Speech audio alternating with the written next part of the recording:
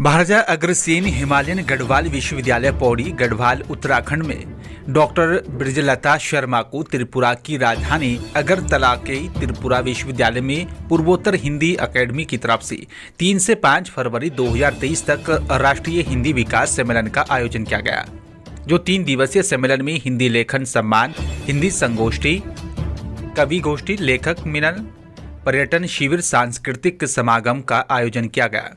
इस सम्मेलन में देश भर की 15 राज्यों से आए हुए 70 से अधिक साहित्यकारों, लेखकों, कवियों और साथ ही हिंदी सेवियों में भाग लिया। हिंदी के प्रचार प्रसार और साथ ही साहित्य के क्षेत्र में अतुलनीय योगदान और साथ ही समर्थन देने के लिए साहित्यकारों को पूर्वोत्तर हिंदी अकादमी शिलोंग की तरफ से प्रतिवर्ष सम्मानित किया जाता है। हिंदी विकास में महत्वपूर्ण योगदान के लिए उन्हें उर्मी कृष्ण हिंदी सेवी सम्मान से नवाजा गया। उन्हें यह सम्मान महाराज वीर विक्रम विश्वविद्यालय अगरतला के प्रोफेसर सत्यदेव पोदार कुलपति की तरफ से प्रदान किया गया। उल्लेखनीय है कि डॉक्टर ब्रजलता शर्मा काफी समय से पूर्वोत्तर क्षेत्र की भाषा, कला और साथ ही संस्कृति और सामाजिक जीवन के शोध कार्य में संलग्न हैं। हिंदी भाषा की उन्नयन के लिए इन्हें सरकारी और साथ ही गैर सरकारी हिंदी संस्थाओं से अब तक 3 दर्जन से अधिक सम्मान प्राप्त हो चुके हैं। इनकी अब तक 2 पुस्तकें प्रकाशित हो चुकी हैं। वे अपने लेखन कार्य जारी रखते हुए महाराज अग्रसेन हिमालयन पौड़ी गढ़वाल विश्वविद्यालय उत्तराखंड में हिंदी में कार्यरत। उत्तर प्रदेश शासन के आदेशानुसार आईपीएस ट्रांसफर किए गए थे, जिसमें 2009 बैच के आईपीएस अजय कुमार साहनी को डीआईजी बनाकर सहारनपुर भेजा गया। पुलिस उप महानिरीक्षक अजय साहनी ने आज अपना कार्यभार भी संभालते ही प्रेस वार्ता कर अपनी प्राथमिकताएं बताई। उप महानिरीक्षक अजय कुमार साहनी ने कहा है कि अपराधियों पर पूरी तरह से शिकंजा कसना उनकी पहली प्राथमिकता होगी। उच्चाधिकारियों के निर्देशन में शासन की मंशा के अनुरूप प्राथमिकताओं पर खरा उतरने की कोशिश होगी। आईपीएस अजय कुमार साहनी को 2 दिन पहले सहारनपुर का डीआईजी बनाया गया। वे वर्ष 2009 बैच की आईपीएस अधिकारी हैं। इनको प्रदेश की तेज तर्रार आईपीएस अधिकारियों में गिना जाता है। अजय कुमार साहनी इससे पहले मेरठ, अलीगढ़, जौनपुर समेत कई महत्वपूर्ण जिलों में एसएसपी के पद पर रह चुके हैं। सहारनपुर परिक्षेत्र का चार्ज संभालने के बाद उन्होंने कहा है कि रेंज में अपराधियों पर पूरी तरह से शिकंजा कसा रहेगा और आगामी त्योहार चुनाव में कानून व्यवस्था चुस्त दुरुस्त बनी रहेगी। सर,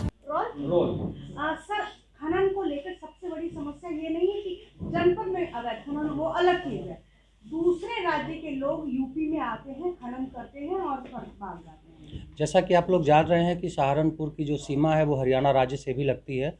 एसएसपी सहारनपुर साहब ने उसमें अच्छी कार्रवाइयाँ भी की हैं। वहाँ पर पीएससी तैनात की गई है और आगे भी संबंधित स्टेट जो है उससे भी हम लोग बात करेंगे और वहाँ के जो आसपास के हमारे पुलिस थाने हैं उनसे हम लोग बॉर्डर मीटिंग करके ये तय करेंगे वहाँ के अधिकारियों के साथ कि उधर के लोग इधर ना आए, जॉइंट फोर्स लगवाएंगे और जो भी लोग इधर आएंगे उन पे नियम संगत कठोर कार्रवाई सुनिश्चित की जाएगी। दूसरी बड़ी समस्या जिस पे हालांकि अब बहुत ज़्यादा कंट्रोल हो गया है, नशा। हरियाणा, पंजाब की सीमाएं लगती हैं, कई उत्तराखंड की लगती है, कई राज्यों की सीमाएं होने से यहाँ तस्करी और नशा जो बहुत तेजी से यहाँ के जुड़े हुए गांव के क्षेत्रों में और उनमें पनप रहा है। जी, निश्चित रूप से आज सुबह मैं कोई पेपर भी देख रहा था, उसमें भी निकला था कि पंजाब से, हरियाणा से और यूपी में बाराबंकी और कुछ अन्य जगहों से यहाँ पर नशे के खेप कुछ आती है और कुछ चिन्हित जगह हैं। उसमें हम लोग पहले जनपद स्तर पे जो भी नशे का कारोबार कर रहे हैं, जितने भी लोग हैं उनकी लिस्टिंग करवा रहे हैं पूरे जनपद में और इन सबों के खिलाफ कठोर कार्रवाई करेंगे। बाकी जिन जिन एरियाज से ये सूचना आ रही है वहाँ भी हम लोग चिन्हित कर रहे हैं, रूट लेवल तक जाएँ और वहाँ भी कार्रवाई सुनिश्चित करें। सर, आपकी प्राथमिकताएं क्या रहेंगी? देखिए, मैंने सहारनपुर डीआईजी रेंज के तौर पे अभी ज्वाइन किया है और यहाँ सहारनपुर, मुजफ्फरनगर शामिल 3 जनपद हैं। जो हमारी बेसिक पुलिसिंग है, लॉ एंड ऑर्डर और क्राइम कंट्रोल, वो हमारी प्राथमिकता रहेगी। कानून व्यवस्था हर हालत में सुचारू रूप से चलती रहे और किसी भी प्रकार का अपराध ना हो ताकि यहाँ की जनता अपने आप को सुरक्षित महसूस करे। तीनों ज़िलों में पुलिस अच्छा काम कर रही है, एसएसपी अच्छा काम कर रहे हैं और उनसे सबसे समन्वय बना के जो भी अपराधी हैं अभी या जो भी कार्रवाई हो रही है उनको कठोर चेतावनी दी जा रही है कि किसी भी हालत में कोई अपराध बर्दाश्त नहीं किया जाएगा। इसके बाद दूसरी हमारी जो प्राथमिकता है वो आगामी निकाय चुनाव है। निकाय चुनाव सामने है, उसको निष्पक्ष तरीके से हम लोग संपन्न कराएंगे, उसकी भी तैयारियां चल रही हैं। Thank you. 3 फरवरी से शुरू हुए अंतर्राष्ट्रीय सूरजकुंड मेले को लेकर हरियाणा रोडवेज ने मेला दर्शकों को मेला स्थल पर पहुंचाने के लिए खास रूट प्लान तैयार किया है, जिसके तहत फरीदाबाद, गुरुग्राम और दिल्ली से हरियाणा रोडवेज की बसें मेला दर्शकों को कम से कम किराए पर सूरजकुंड पहुंचाएंगी।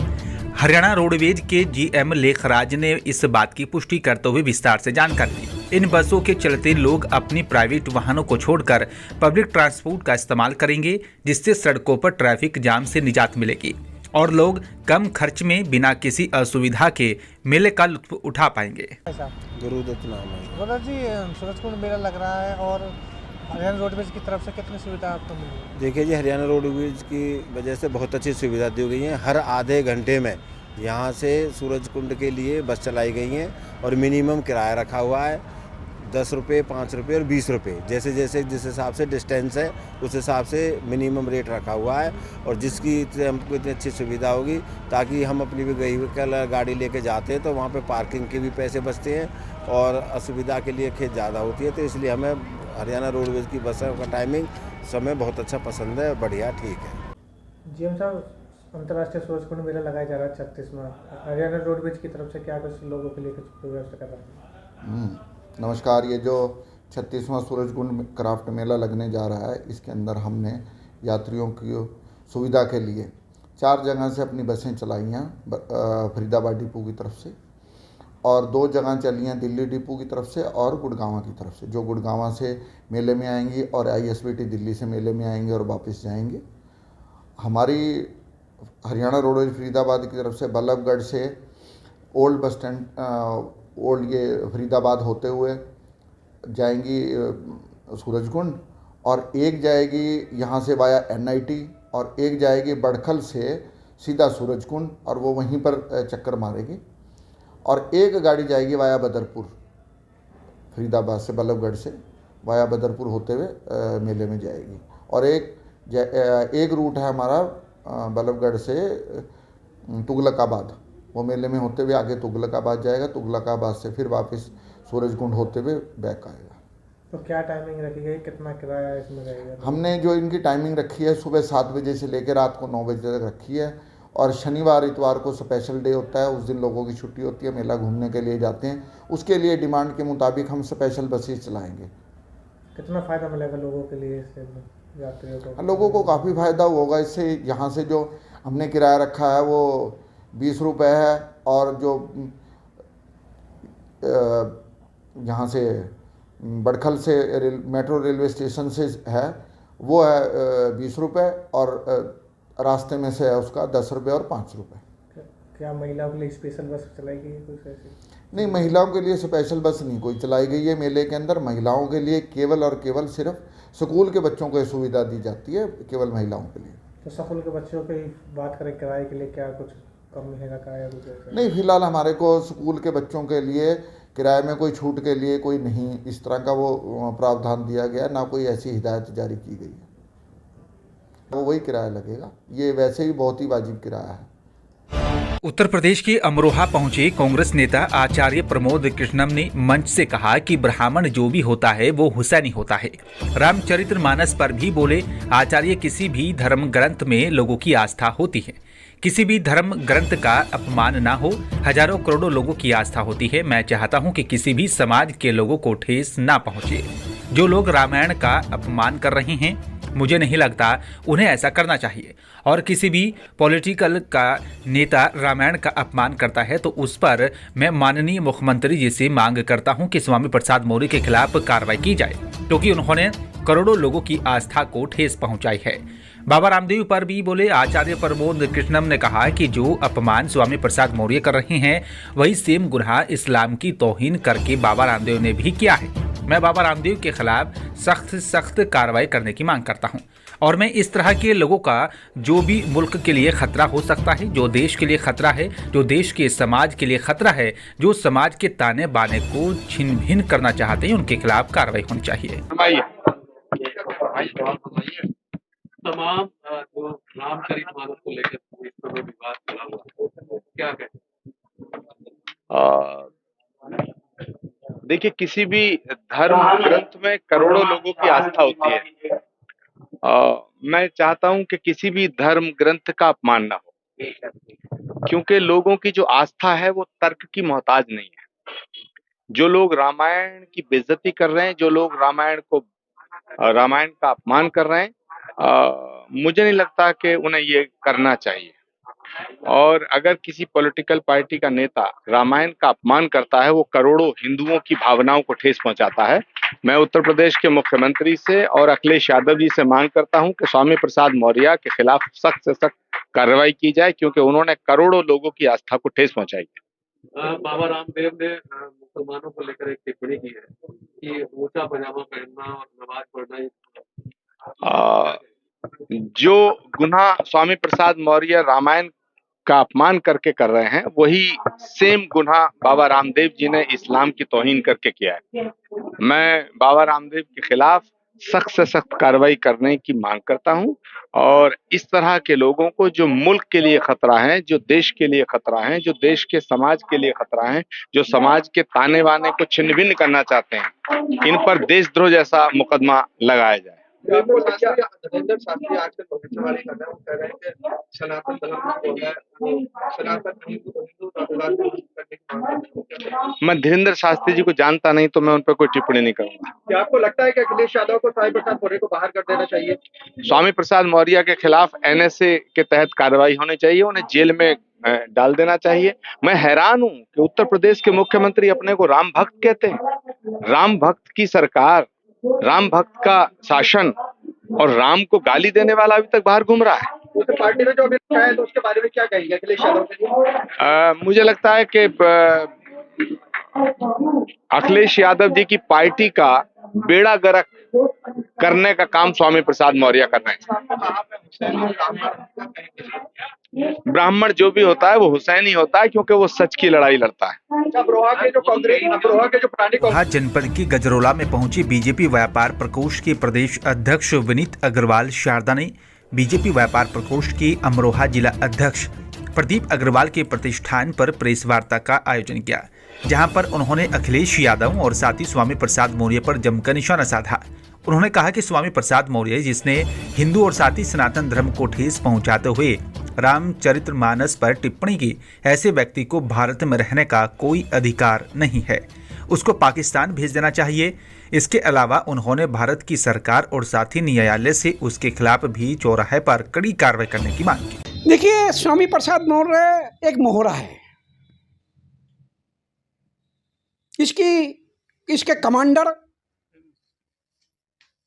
समाजवादी पार्टी के राष्ट्रीय अध्यक्ष श्री अखिलेश यादव जी हैं। अखिलेश यादव जी ने वो काम किया जो अंग्रेज नहीं कर पाए। हिंदू से हिंदू को बांटने वाला काम अखिलेश यादव जी ने शुरू किया, वो अंग्रेज भी अपने शासन में नहीं कर पाए थे। और स्वामी प्रसाद मौर्य जी ने जो कहा, उससे देश के हिंदू समाज से लेकर समस्त सनातन धर्म को की भावनाओं को ठेस पहुंची है। पूज्य संत श्री तुलसीदास जी की लिखी हुई मर्यादा पुरुषोत्तम श्री राम जी पर लिखी हुई रामचरितमानस का अपमान करके ये हिंदू के ग्रंथ का अपमान किया है। इसको भारत का देवतुल्य हिंदू कभी माफ नहीं करेगा। और इसके लिए मैं एक बात कह सकता हूँ, अखिलेश यादव साहब, आपने उनके कंधे पे बंदूक रख के ये जो निशाना करा, फिर 2 दिन बाद आप बोलते हो कि भाजपा आपको शूद्र समझती है, गलत है। आज भी आप राजा महाराजाओं के समय में जी रहे हो क्या? क्या आप कहीं के राजा हो, महाराजा हो, जो दूसरों को शूद्र समझते हो? एक हमारी भारतीय जनता पार्टी की सरकार है, एनडीए की। देश के प्रधानमंत्री नरेंद्र मोदी जी, बहन निर्मला सीतारमण जी ने बजट में मेन बिंदु दिया कि आप कोई आदमी, कोई गंदगी इंसान साफ नहीं करेगा। गटर, मेन हॉल और नाली और गंदगी को कोई आदमी साफ नहीं करेगा, उसको करेंगी मशीनें साफ करेंगी। तो आप समझिए, मैं जनता से भी कहना चाहता हूँ कि कौन किसको शूद्र समझता है और कौन सबका साथ, सबका विकास, सबके विश्वास की बात करता है। अखिलेश यादव जी, आप संभल जाइए।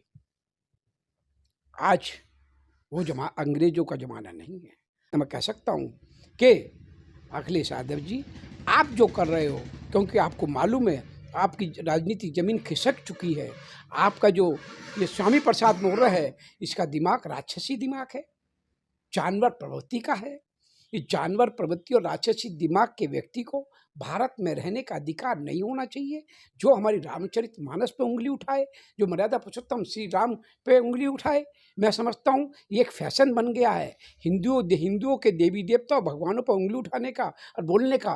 भारत ने ये एक फैशन बना लिया है। कभी कांग्रेस बोलती आई थी भगवान राम को प्रश्न चिन्ह लगाया था, कभी अभी जनता दल के एक मंत्री ने बिहार में रामचरितमानस पे उंगली उठाई थी, कभी ममता दीदी बोलती हैं, कभी सपा या समाजवादी पार्टी वाले बोल रहे हैं, कभी वामपंथी बोलते हैं। अरे किसी में हिम्मत है तो कुरान पे उंगली उठा के दिखाओ, तो पजामा ना ढीला कर दे लोग तो तुम्हारा बता देना।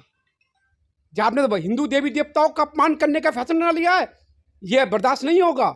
देश की देवतुल्य जनता बर्दाश्त नहीं करेगी। ये उत्तर प्रदेश में मर्यादा पुरुषोत्तम श्री राम का जन्म हुआ, कृष्ण का जन्म हुआ, बौद्ध का जन्म हुआ, और हम हैं एक भारतीय जनता पार्टी है जो सबको साथ में लेकर चलती है।